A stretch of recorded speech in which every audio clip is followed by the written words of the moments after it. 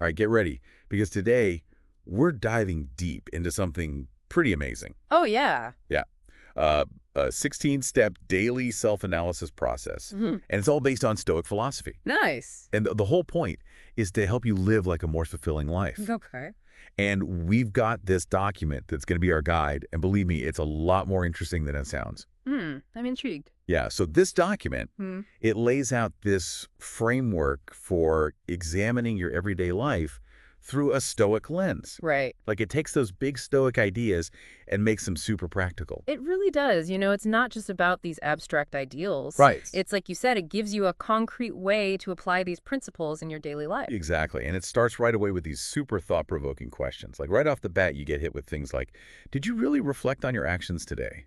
Or how did you deal with the things that you just can't control? Hmm. It's like a Stoic gut check. It is. It's like they're saying, hey, time to get real with yourself. Yeah, exactly. And that self-awareness, that's like the cornerstone of Stoic thinking, right? Totally. Recognizing what we can and can't influence, that's key for growth.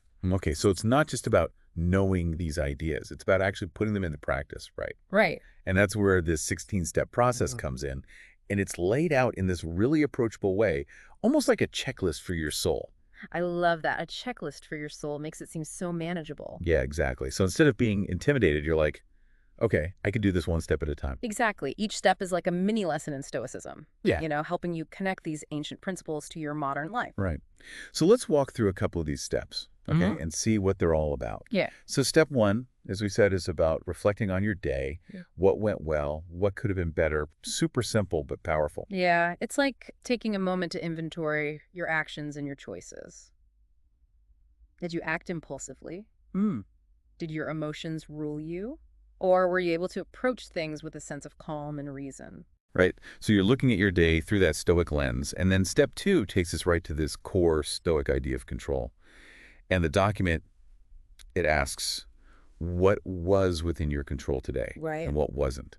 And then the really important part, how did you handle the things that were totally out of your hand? It's all about recognizing that difference, isn't it? Yeah.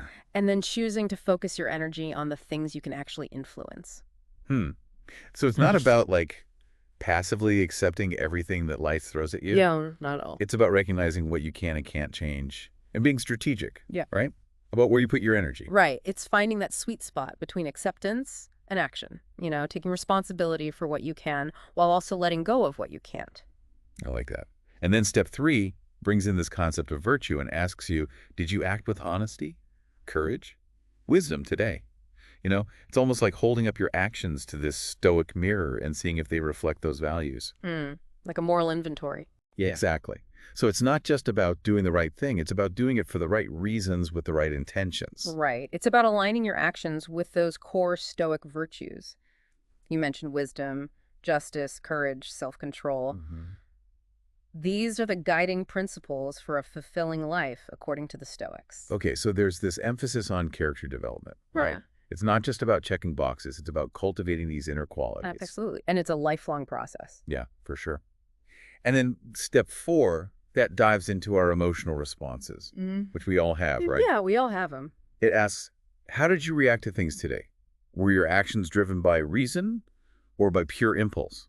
We've all been there. We have. The Stoics understood that we're all prone to these knee-jerk emotional reactions. Right. But they believed that we have the power to choose a different path. Okay. So this step is about examining those reactions and asking yourself, was that the best way to respond? Could I have handled that differently? It's about building that emotional resilience. So it's about creating that space between the stimulus and the response. Right. So instead of just reacting blindly, you're taking a moment to pause, assess, and then choose a response that's more in line with those Stoic virtues. Yes, exactly. Yeah. And this ties back to that concept of control we talked about. You might not be able to control the events that happen to you, but you can control how you respond to them. Right. Okay, so we've got reflection, control, virtue, and emotional responses, all in the first four steps. What's up next? What does step five bring to the table? Step 5, that's where we start reframing challenges. Okay. It asks, did you see today's obstacles as opportunities for growth? This is such a classic Stoic concept. So instead of getting bogged down by setbacks, right, you're actually supposed to look for the lessons they hold. Yes, exactly. Okay, so it's turning those challenges into chances to learn and grow. Think of it like an athlete training for a marathon. Okay. Those grueling training runs, the sore muscles, the moments of doubt. Those aren't setbacks. Those are the challenges that are actually forging their strength and resilience. Right. They're preparing them for the race ahead. So instead of viewing those difficult moments as failures, Yeah, you're seeing them as stepping stones to something greater. exactly. It's a powerful mental shift. It really is. Yeah. And it reminds me of that idea of courage we talked about. Mm-hmm. Sometimes courage isn't about facing like a physical threat. It's about facing those internal challenges. Absolutely. The self-doubt, the urge to give up. It's about pushing through those tough moments and coming out stronger on the other Yeah. side. So step 5 is about embracing challenges and Yeah. seeing them as part of our growth. And step 6, I think, takes that idea even further. It does. Yeah. It digs deeper into those reactions we were talking about. Okay. Asking, did you pause before reacting? Did you choose your response consciously, or did you just react on autopilot? This is where mindfulness comes in. Mindfulness. So it's not just thinking about your actions after the fact. It's about being present and aware in the moment. Right. Even when things are chaotic. Even when things are crazy. Yeah, It's like hitting that pause button we were talking about, but doing it in real time. precisely. It's a skill you cultivate over time. It's going to take practice though, right? It does, but the rewards are huge. The more you practice mindfulness, the better you become at choosing your responses instead of just reacting out of habit or emotion. So we've got reflection, control, virtue, emotional resilience, reframing challenges, and now mindfulness. That's quite a list. I'm sensing a theme here. There's definitely a theme emerging. What's next? What does step 7 add to the mix? Step 7, that's where we start looking at our desires and attachments. It asks, are your desires truly aligned with your long-term well-being? Or are they leading you down a path that isn't fulfilling? It's a question we should all ask ourselves regularly. Right. So it's not about denying yourself pleasure or joy. No, not at all. It's about being discerning about what you truly value and making sure your desires are leading you in the right direction. Exactly. The Stoics were wary of getting too attached to external things, Right. possessions, status, even the opinions of others. They recognized that true happiness comes from within, from living a life that's aligned with your values and your purpose. It makes sense. It's about focusing on those things that truly matter, those intrinsic values, instead of getting caught up in like the fleeting pleasures of the external world. It's about quality over quantity, right? Absolutely. Choosing lasting fulfillment over temporary gratification. Think about those moments when you achieve something you really desired. Okay. Maybe it's a promotion at work or a new possession. Yeah, That initial thrill, it fades pretty quickly, doesn't it? it does. That's because true happiness comes from aligning yourself with something greater than yourself. Okay. Something more meaningful than fleeting pleasures. Right. So step 7 is about checking in with those desires and making sure that they're leading us toward a life that feels truly fulfilling. All right, on to step 8. What's next on this Stoic checklist? This was interesting. It asks, do you have role models? And even more importantly, did you emulate their virtues today? Oh, that's a great point. It's like having a living example of what it means to live a virtuous life. Right, exactly. But it's not just about admiring them from afar. It's about trying to embody those qualities in your own life. It is. Think about it like learning to play basketball. Okay. You can read all the books, watch all the videos, but you won't truly master the game until you get out on the court and start practicing. Emulating the moves of those skilled players you admire, it's the same with virtue. So it's about learning by doing, Yeah. observing and imitating those who are already walking the path you want to be on. Exactly. And remember, it's not about finding a perfect role model. Right. No one's perfect. Right. It's about identifying those individuals who embody certain qualities that you admire and then striving to cultivate the same qualities in yourself. So it could be a historical figure, Yeah, a mentor, absolutely. even a friend or family member. Anyone who inspires you. Yeah, that's a good reminder. We can find inspiration all around us. And then step 9 shifts the focus to how we treat others. It does. Asking, were you kind, patient, and understanding in your interactions today? Did you treat everyone with respect, regardless of their station in life? This goes back to that Stoic idea of the interconnectedness of humanity. Right. We all have a duty to treat each other with kindness and respect, regardless of our differences. So it's not just about being nice for the sake of being nice. It's about recognizing that our actions impact others Absolutely. and trying to create a more just and compassionate world. The Stoics believe that we are all part of this larger cosmic web.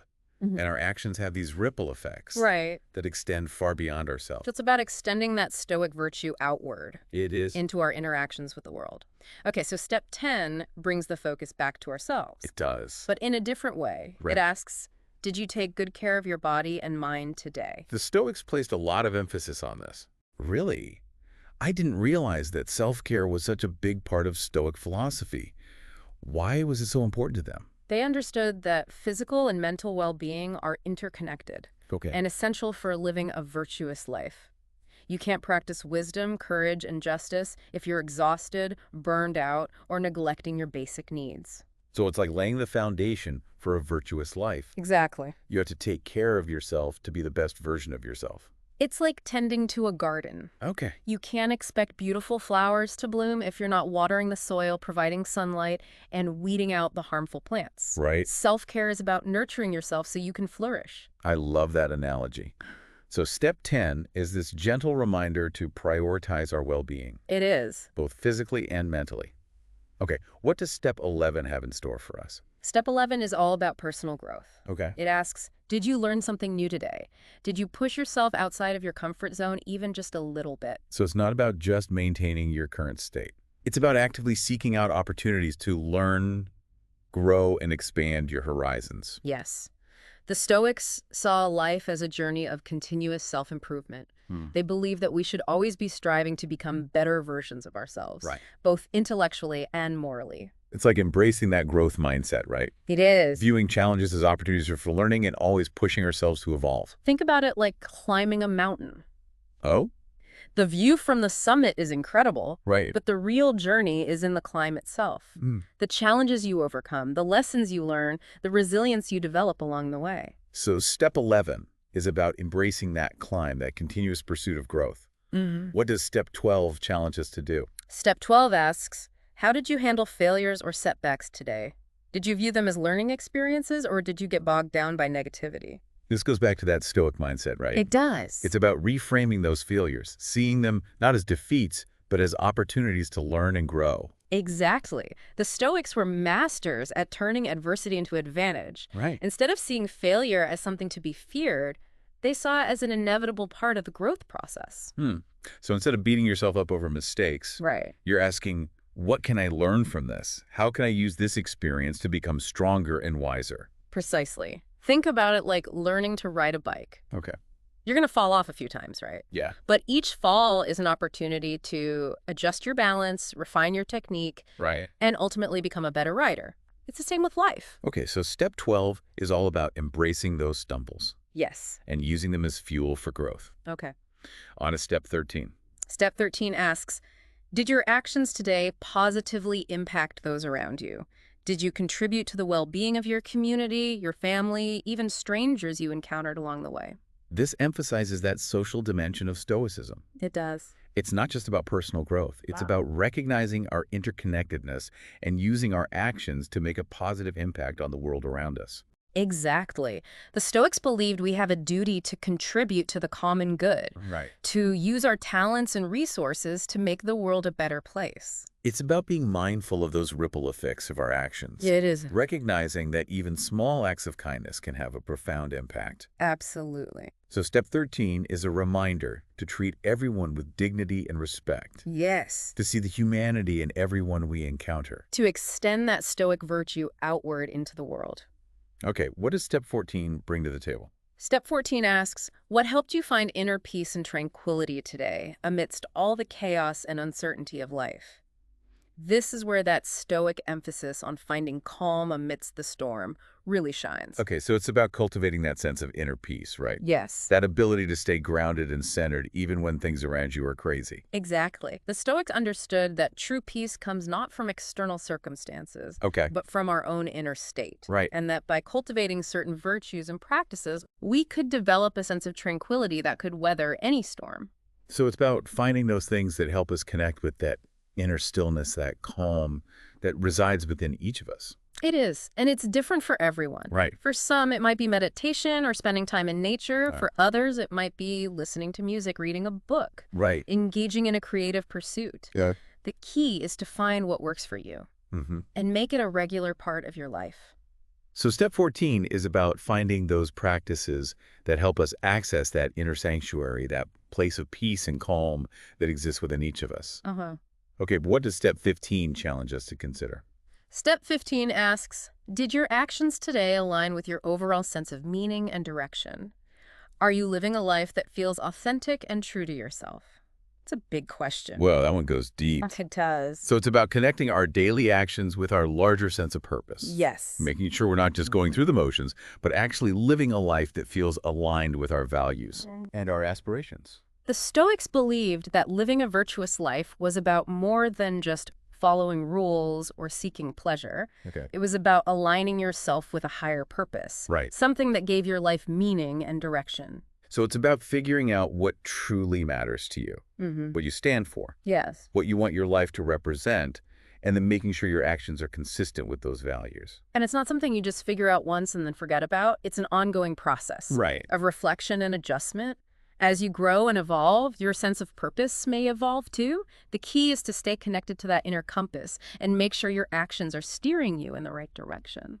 Okay, so step 15 is about checking in with our purpose and making sure we're living a life that feels authentic and meaningful. Yeah. All right, we're on to the final step. What does step 16 have in store for us? Step 16 asks us to reflect on how we dealt with change. It asks, how did you navigate the unexpected twists and turns that life threw your way today? It's a reminder that change is inevitable and that our ability to adapt is essential for navigating those challenges with grace and resilience. So it's about developing that flexibility, Yes. that ability to roll with the punches and adjust our course when needed. Exactly. The Stoics understood we can't control everything that happens to us, Right. but we can control how we respond to those events. Right. And they believed that by cultivating a mindset of acceptance and adaptability, we could not only survive change, but actually thrive amidst it. So instead of resisting change, we're supposed to embrace it, Yeah. see it as an opportunity for growth and learning.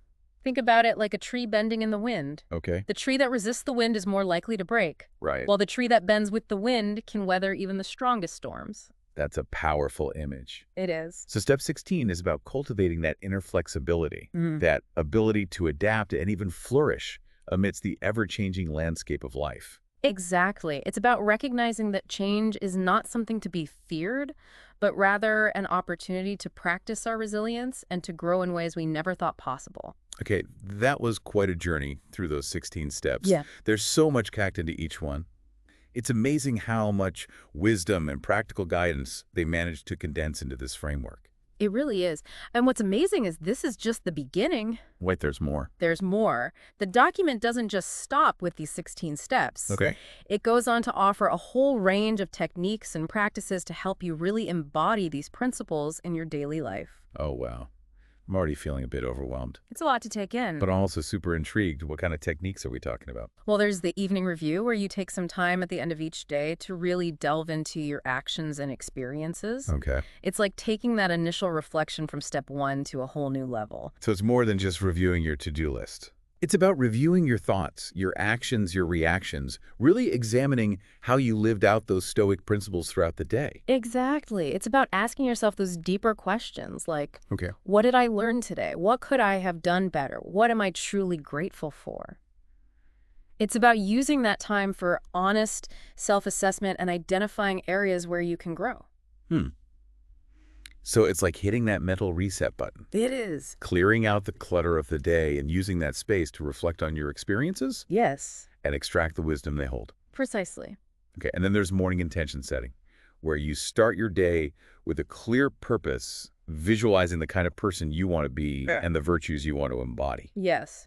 It's like creating a roadmap for your actions, helping you stay aligned with your values throughout the day. Okay, so it's like priming your mind for virtue, reminding yourself of the kind of person you want to be before you even step out into the world. Exactly. It's about proactively shaping your day, Right. rather than simply reacting to whatever comes your way. Okay, so you've got the evening review to reflect on the past Yes. and morning intention setting to prepare for the future. It's like bookending your day with Stoic practices. And you mentioned something about negative visualization. I did. That sounds a little intense. It might sound counterintuitive. Yeah.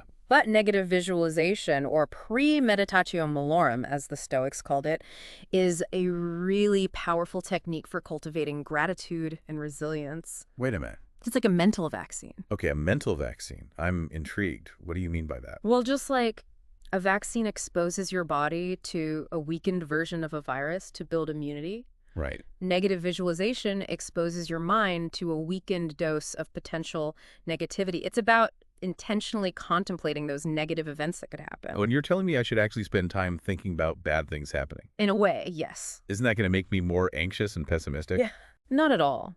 It's not about dwelling on negativity or becoming a doomsayer.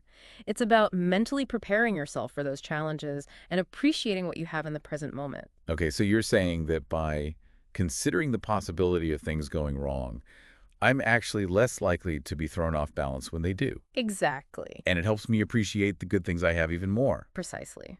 By facing those potential setbacks head on, in a controlled mental environment, you reduce their power to upset you when they occur in real life. And by contemplating the possibility of losing the things you value, you become more aware of how precious they are Oh, wow. and less likely to take them for granted. So it's like disrupting those usual emotional patterns. It is. Instead of being blindsided by setbacks, you're training your mind to expect them, navigate them, and even appreciate their role in your growth. Exactly. Okay, that's starting to make more sense. Yeah. I'm definitely willing to give it a try. So we've got the evening review, morning intention setting, and negative visualization. Are there any other Stoic gems hidden in this toolkit? These are just a few of the techniques the document explores. It also delves into other practices like mindfulness meditation, Okay. journaling, and even something called the view from above. The view from above. That sounds intriguing. Mm. What's that all about? It's a visualization technique where you imagine yourself rising above your immediate circumstances and seeing your life from a broader perspective. It's about gaining a sense of perspective on your worries and concerns. So instead of getting caught up in those day-to-day dramas, I'm zooming out and seeing things from a wider angle. Exactly. Imagine you're soaring high above the earth, looking down at your city, your country, even the entire planet. Okay. From that perspective, your individual worries and anxieties, they start to feel smaller, less significant. Right. It helps you recognize that you're part of something much bigger than yourself. Wow, that's a powerful image. It's like putting things into perspective, realizing that even those seemingly huge problems are just tiny blips in the grand scheme of things. And the document emphasizes that this isn't about minimizing your problems or dismissing your feelings. Okay. It's about gaining a healthier perspective and detaching from those things you can't control. So it's about acknowledging the reality of those challenges while also recognizing that they don't have to define you Yes. or consume your whole mental space. Right. It's about finding that balance between acceptance and action. And by connecting with that wider perspective, you tap into a sense of calm and resilience. You do. That helps you navigate those challenges with more grace and equanimity. Exactly. Okay, this view from above technique is definitely going on my list of things to try. It's a great one. And it's just another example of how this document offers such a rich and diverse toolkit for applying Stoic principles to modern life. I'm honestly blown away by how practical and applicable these teachings are. It's like they had a time machine and could see the challenges we'd be facing in the 21st century. It's a testament to the enduring wisdom of Stoicism. While the world has changed dramatically in the past 2,000 years, the fundamental challenges of being human remain remarkably consistent. We still grapple with fear, anxiety, anger, grief, and the constant pressure to achieve and accumulate. And the Stoics offer us a timeless framework for navigating those challenges with wisdom, courage, and grace. It's like they've given us a set of mental and emotional tools that are just as relevant and valuable today as they were centuries ago. They have. And the beauty of it is that these tools are accessible to everyone. You don't need any special training or equipment to start incorporating them into your life. All you need is a willingness to experiment, to be open to new ways of thinking and being, and to trust that even small, consistent efforts can lead to profound shifts in your well-being. Well, you've definitely sparked my curiosity, and I'm sure our listeners feeling the same. But before we get too carried away with all these amazing techniques, let's take a step back and delve into some of those core Stoic principles you mentioned earlier. You mentioned the dichotomy of control, virtue is the highest good, and living in the present moment. Can you unpack those for us a bit? Absolutely. Those are really the foundational pillars of Stoicism. Right. And they underpin all the techniques and practices we've been discussing. So let's start with the dichotomy of control. It's like they knew we would need more than just the theories, right? Wow. They gave us the philosophy, the 16 steps, and now we've got this whole toolkit of techniques. It's awesome. It is. And the way they explain these techniques, it's so clear and practical. Yep, It aren't doesn't they? feel intimidating at all. Yeah, totally. So let's open up this toolkit and see what's inside. You mentioned the evening review earlier. What makes it so special? Well, imagine taking that end-of-day reflection from step 1 Okay. and turning it into this deep dive into your experiences. That's the evening review. It's not about just running through your to-do list. Okay. It's about reviewing your thoughts, your actions, your reactions with that Stoic lens. So it's more than just, did I get everything done today? Right. It's like, did I live up to my own standards? Where did I stumble? What can I learn from those stumbles? Exactly. It's about asking yourself those deeper questions. Right. Like, what did I learn today? What could I have done better? What am I truly grateful for? It's about using that quiet time for some honest self-assessment and figuring out where you can grow. It's almost like a mental decluttering process, Yeah, you know? they like You that. clear out all the noise of the day, and then you can sift through what's left and find those nuggets of wisdom. Exactly. It's about creating that space to step back from the busyness of life and really examine how you're showing up in the world. And then you mentioned morning intention setting. What is that about? Is that about like making sure I actually eat breakfast? Uh-huh. Well, a healthy breakfast is always a good idea. But morning intention setting is more about priming your mind for the day ahead. Okay. It's about setting a clear purpose, visualizing the kind of person you want to be, and the virtues you want to embody. So before I even step out the door, Yeah. I'm reminding myself of those Stoic ideals, those qualities I'm trying to cultivate. Yeah. It's like setting my internal compass before I start navigating the day. Exactly. It's like having a mental roadmap that helps you stay aligned with your values, even amidst all the distractions and challenges. Okay, I love that. So we've got these two bookends to our day, evening review for reflection and course correction, Yeah. and morning intention setting to prime our minds for virtuous action. Right. Now, what about this negative visualization thing? I'm still a little apprehensive about intentionally thinking about bad things happening. I get it. It's not the most intuitive thing, but Yeah. negative visualization, or premeditatio malorum, as the Stoics called it, is a powerful technique.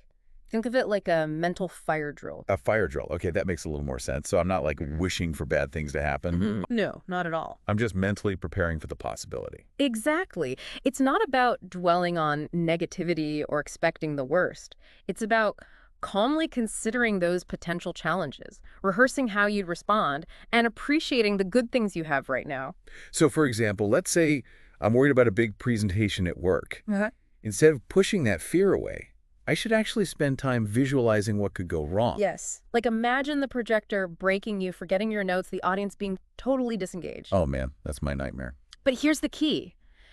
You don't just stop at visualizing those negative scenarios. Yeah. You also visualize yourself calmly navigating those challenges. Right? You see yourself troubleshooting the projector issue, relying on your knowledge even without your notes, and engaging the audience with your passion for the topic. So it's not just about imagining disaster. It's about mentally rehearsing for those challenges and building my confidence in handling them. Exactly. And by facing those fears head on in a controlled environment, you diminish their power to derail you when they actually arise in real life. It's like inoculating yourself against that anxiety. Yes. And you also mentioned gratitude earlier. Right. You said that negative visualization cultivates gratitude. How does that work? Well, when you take time to contemplate the possibility of losing the things you value, your health, your loved ones, your job, you become acutely aware of how precious they are. Okay. You start to appreciate them on a deeper level, and you're less likely to take them for granted. It's like that saying, you don't know what you've got till it's gone. Exactly. But instead of waiting for a loss to appreciate what we have, we're using this technique to proactively cultivate that appreciation. So it's like shifting your perspective from a place of scarcity to a place of abundance. It is. It's about recognizing the good in your life right now, rather than focusing on what you lack. Okay, so negative visualization isn't about being pessimistic. It's about being realistic, prepared, and ultimately more grateful. I can see how this could be a really powerful tool. It is. And the beauty is you can apply it to so many different areas of your life. You can use it to prepare for presentations, interviews, difficult conversations, even just to cultivate a greater appreciation for the good things you already have. Okay, so we've got evening review, morning intention setting, and negative visualization. Are there any other Stoic gems hidden in this toolkit? Oh, definitely. These are just a few of the techniques the document explores. It also delves into other practices like mindfulness meditation journaling and even something called the view from above. A view from above, what is that? It's a visualization technique Okay. where you imagine yourself rising above your immediate circumstances, then seeing your life from a broader perspective. So instead of getting caught up in the day-to-day dramas, Right. I'm like zooming out and seeing things from a wider angle.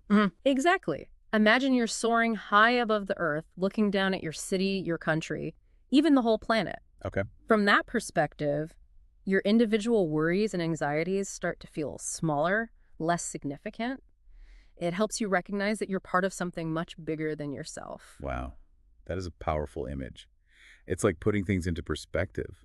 Realizing that even those seemingly huge problems are just tiny blips in the grand scheme of things. And the document emphasizes that this isn't about minimizing your problems or dismissing your feelings. Right. It's about gaining a healthier perspective and detaching from those things you can't control. So it's about acknowledging the reality of those challenges, but also recognizing that they don't have to define you Yes. or consume your whole mental space.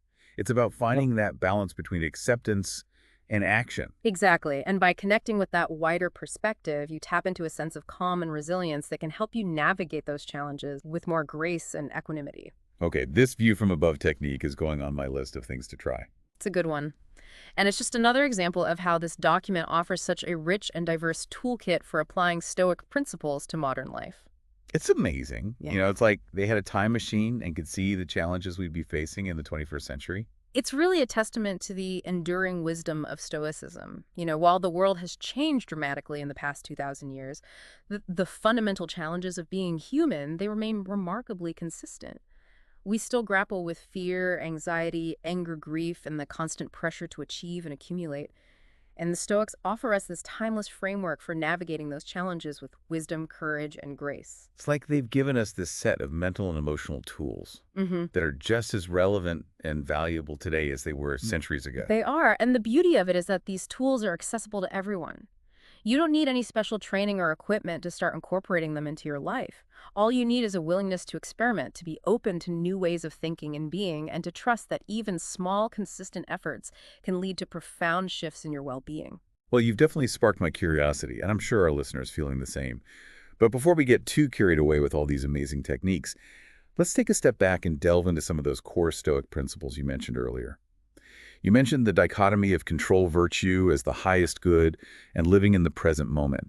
Can you unpack those for us a bit? Absolutely. Those are really the foundational pillars of Stoicism. Right.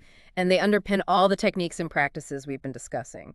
So let's start with the dichotomy of control. Okay, so the dichotomy of control, Right. it sounds like it's all about figuring out what we can actually change and what's totally beyond our control. It is. It's about drawing that line in the sand and recognizing that so much of our suffering comes from focusing on things we can't change, like the weather, traffic, other people's opinions, even our past mistakes, things like that. Yeah. The Stoics, they argued that by accepting those things we can't control and then redirecting our energy to what we can influence, like our thoughts, our actions, our reactions, we actually reclaim a sense of agency. And we navigate challenges more effectively. It reminds me of that serenity prayer. Oh, yeah. Yeah, grant me the serenity to accept the things I cannot change, the courage to change the things I can, and the wisdom to know the difference. It's very similar, isn't it? It's about recognizing that while we can't control the external world, we can control our internal world, Right. our thoughts, our emotions, and our responses. And that's where true freedom lies. So it's not about becoming passive or just resigning ourselves to fate. No, not at all. It's about focusing our energy where it matters most. Exactly. It's about taking responsibility for what you can while also accepting what you can't. I like that. Okay, so now what about that concept of virtue as the highest good? What do the Stoics mean by that? This is where it gets really interesting. Okay. The Stoics believed that virtue, those qualities of character like wisdom, justice, courage, and self-control, those were the only true goods in life. Everything else, wealth, fame, possessions, even health, those were all considered indifference. Wait, so they're saying those things aren't important. I mean, surely health is a good thing. Well, they weren't saying those things were bad or unimportant, just that they weren't the ultimate source of happiness and fulfillment. Okay. They argued that true happiness comes from living a virtuous life, aligning yourself with what's good and right. Okay. regardless of your external circumstances. So it's not about denying ourselves those things. No. It's about not becoming dependent on them for our happiness. Exactly. Think about it like this. Imagine two people. Okay. Okay. One is wealthy and healthy, but lives a life of greed and deceit. Right. The other person is struggling financially and facing health challenges, but lives with integrity, compassion, and courage. Which person would you say is truly living a good life? Yeah, I see your point. It's about the quality of our character, not the quantity of our possessions. Exactly. It's about who we are, not what we have. Right. And the Stoics believed that by cultivating those virtues, Mm-hmm.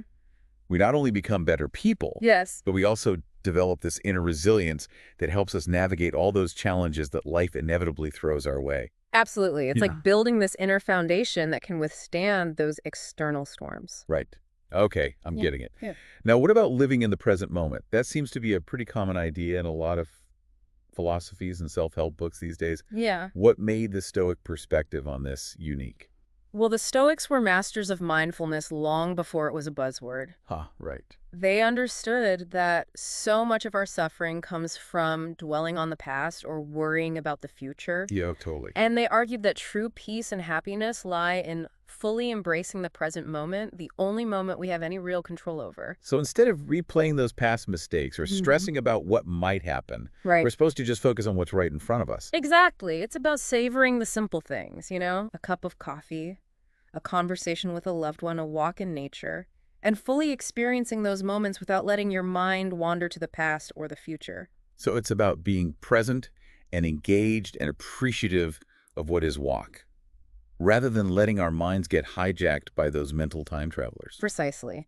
And it's not just about maximizing enjoyment of the good times. Right. It's about facing difficult moments with that same presence and acceptance. So even when things are tough, we don't run away from those feelings. Yeah. We face them head on, we acknowledge them, and we allow them to pass without getting swept away. Exactly. It's about recognizing that emotions are temporary, like waves passing through us. Right. By staying present with those feelings, we avoid amplifying them or getting stuck in those negative thought loops. Okay, so we've got this powerful trifecta of Stoic principles, the dichotomy of control, virtue is the highest good, Yes. and living in the present moment. Yeah. And this document doesn't just explain these principles. Oh. It also gives us those practical techniques to help us actually live them out. It does. And that's what's so important, isn't it? Yeah.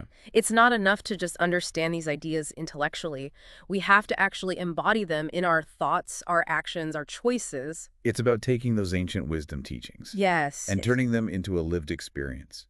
It's about putting philosophy into practice. Exactly. And that's what this document does so well. Right. It bridges those lofty philosophical ideals with the messy reality of everyday life. And it gives us a roadmap, right? Right. For living a more fulfilling and meaningful and resilient life, It does. even amidst all the challenges and uncertainties of our modern world. Exactly. And, I think that's why Stoicism is having such a resurgence in popularity today.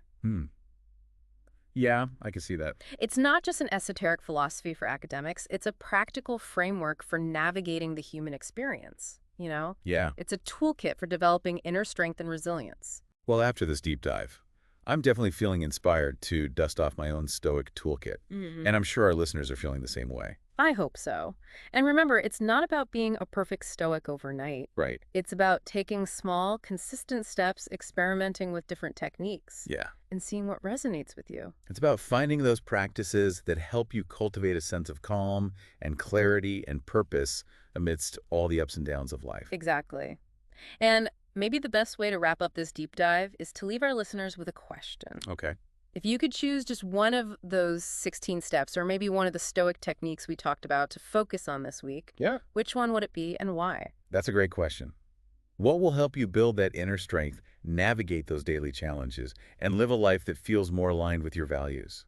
So to our listeners, take some time to reflect on that question. And remember, this journey of self-discovery, it's ongoing. Keep exploring, keep experimenting, and keep embracing the wisdom of the Stoics. Beautifully said.